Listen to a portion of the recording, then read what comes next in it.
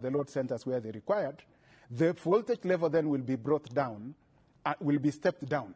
And that is when the distribution comes in, when the power is now taken to the different consumers, medium voltage, and then you go finally to that end user. So that is really where the role of Kenya Power comes in moving the power from where it has been stepped down to its own medium voltage substations, and finally to the consumer.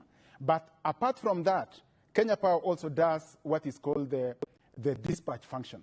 The dispatch function is the one that is responsible for always estimating, or rather dispatching power to the grid. We do have different sources of power. We have geothermal, which is now the highest with 949 megawatts. It is followed by hydro, which is 838, followed by wind, which is 435, followed by solar, which is 210. We have also thermal, which is 512, and we have biomass, which is 2 megawatts. Now, in all of that mix, on a daily basis, the dispatch function would estimate, based on historical records, how much power is going to be consumed the next day.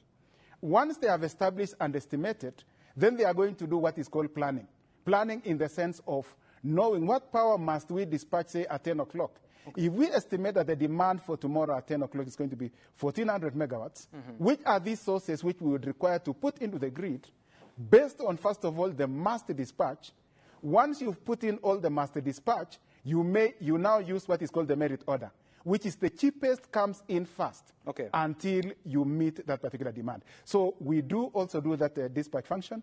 And then finally, of course, we do the retail where we bill the customers for the usage. And after receiving all those monies, we distribute to all the players, right from GDC, Kengen, IPPs, Ketraco, and all the others. Asante sana. Na bila shaka kwa sababu umeelezea mahali ambapo stima inaanzia hadi mahali ambapo inamfikia mteja. Ningependa labda Engineer Rosemary